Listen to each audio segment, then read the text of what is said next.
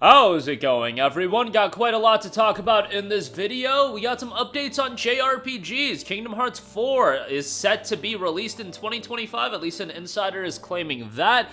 A stealth JRPG launch happened very recently. It's a remastering of some PSP JRPGs, and now it's available on more platforms. We're talking Class of Heroes 1 and 2, as the complete edition of those games have been released. Want to cover that, but first of all, Kingdom Hearts 4 is set to release in 2025. It has been claimed that Kingdom Hearts 4 will be released in 2025, coming from Daniel RPK on Twitter, who published the claim through his Patreon platform, but the news was quickly circulated on various social media. Square Enix did reveal Kingdom Hearts 4 back in 2022, but they have been relatively silent since then, and it is going to be a game that looks to be a bit of a title that you can jump into as far as Kingdom Hearts featuring a new setting. We'll see. Obviously, you're still playing as Sora by the looks of it, and it's going to tie into the first 3 Kingdom Hearts games, and I would certainly recommend you to, play the first 3 games, and you're still going to have a long time till the games come out. Honestly, Kingdom Hearts 4 is one of those games that I will believe it when I see it.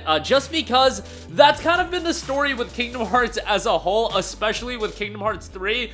If you guys remember, Kingdom Hearts 2 came out all the way back in like 2005. It took 14 years for Kingdom Hearts 3 to come to fruition. So, 2025 would be a 6.5 year turnaround for when Kingdom Hearts 3 would come out. I mean, Kingdom Hearts 3 came out back in January of 2019. If KH4 is out by, let's say, summer of 2025, I would say that's a pretty successful turnaround. Now, to be fair, in the bridge between Kingdom Hearts 2 to Kingdom Hearts 3, you did have Birth by Sleep. You did have 358/2, and most notably, you did have Dream Drop Distance, which was a legitimate continuation of the story, but took us forever to get Kingdom Hearts 3. And then the worst part about it is Kingdom Hearts 3 was a grandiose disappointment. I think everybody is in agreement with that, but I think with Kingdom Hearts 4, given that we do have this bit of a setting shift, I think the interest in the franchise will be reignited right away. And it really wouldn't even take that much to garner interest in Kingdom Hearts. I don't think Kingdom Hearts is one of those franchises that people view as completely washed. And I think what Kingdom Hearts is always going to have is that there's so much nostalgia tied to it, and it's not like you're getting Kingdom Hearts games all the time, so whenever you do see a KH game drop, there is that air of novelty attached to it, given that, it took us 14 years to get KH3, even with those Bridge the Gap games in between.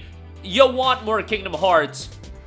And it's a franchise I don't think it's going to get dropped anytime soon, but certainly I do think the revitalization of it, and this one being seemingly a little bit different as far as the setting goes, I think that'll ultimately pay dividends. We'll see if it ends up being a PlayStation exclusive, if it'll be on PC. The interesting thing with Kingdom Hearts 3 is that it's available on PC, but it's been an Epic Game Store exclusive. Never got released on Steam either, and there's been a lot of things going on with Square Enix as far as their games not performing as well, them elevating certain IPs to AAA status, but outside of that, maybe foregoing on doing a lot of smaller scale JRPGs. A lot of interesting things and potentially not very good things happening at Square Enix. And when I say not very good, that's obviously subjective, but I want those smaller scale JRPGs from Square Enix. I want a Saga. I want a Visions of Mana. I want these games that Square has been doing that aren't necessarily, your AAA big budget titles, but games that the core audience is going to enjoy. A Tactics Ogre Reborn, a Star Ocean Second Evolution, a Divine Force,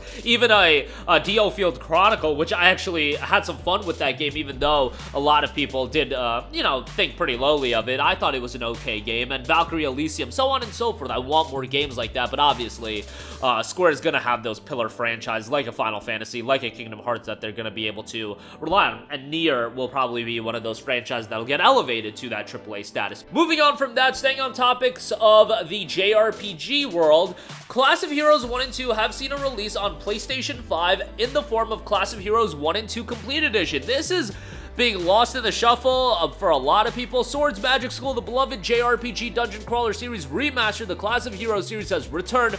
Are you prepared to venture into the dark, winding dungeons teeming with magic and monsters? Take on the original Anniversary Edition and 2G Remaster classic dungeon crawlers, offering a blend full of exploration, combat, and limitless possibilities. Now, truth be told, with Class of Heroes, it's not going to be a blow-away JRPG series. Like, if you're jumping into it for the first time, I don't think you're going to be absolutely blown away by it. It was a little bit dated for when it came out on the PSP, and you're removed a decade and a half since these games were really at the forefront of the PSP's JRPG library.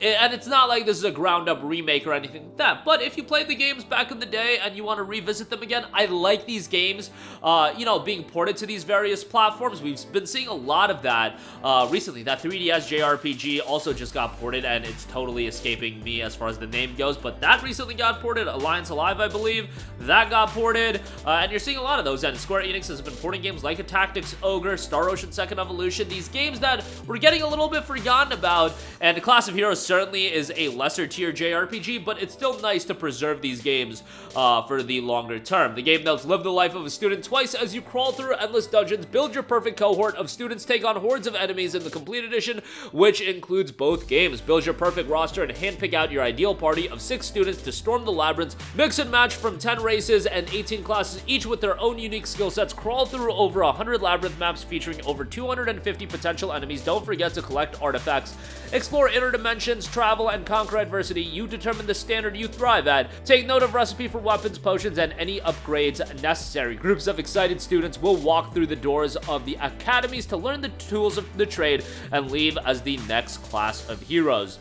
The game's key features note student customization, select the name, gender, alignment, and of course, for this year's students, distribute points across different abilities to determine the strengths of both your vanguard and rearguard adventurers. Monsters, and more monsters, enemies you will hunt, your every move within dungeon. Customize your team's tactics to counter any unwanted beasts, but make sure to retreat when you're not adequately prepared. Expect a decent level of challenge. Again, it's a little bit of a dated experience, and when I say a little bit, it can be a pretty dated experience, but still a game that you should go out of your way to check out when it does go on sale. I don't know if it's one that you want to pick up right away at full price, but the price point's decent. But I would say wait for it to get to sub $20 for both of them, and then pick it up then. And only pick it up if you have your expectations in check and are expecting something at a little bit of a lower level, or you're nostalgic with these games and you played them on the PSP. I think at that point, that's when you're going to enjoy them the most. But that is going to do it for me. Again, Kingdom Hearts 4 set to be released in 2025. We'll see if that comes to fruition. When it comes to Square Enix JRPGs, waiting for games like Final Fantasy 15 and Kingdom Hearts 3 have just scarred me. I get it that Square has been super consistent recently. It's not like the turnaround time for FF16 was that crazy. And in fact, it was 3 years for the turnaround with FF16 into its release. It was, 2 years for the turnaround time of FF7 Rebirth into its release. Kingdom Hearts 4 being 3 years, that would really continue that momentum. It's no longer these 8 to 9 year waits like it was. I'm just so scarred by Versus 13 and everything that went on with that game that I just have that level of expectation. But credit to Square, they've been super consistent as far as getting their games out. And Class of Heroes 1 and 2, that is available now. Go check that out if you're interested. Again, lower tier JRPGs, but still decent to check out. That'll do it for me. Sound off with all of your thoughts in the comment section down below. Thank you for watching, and goodbye.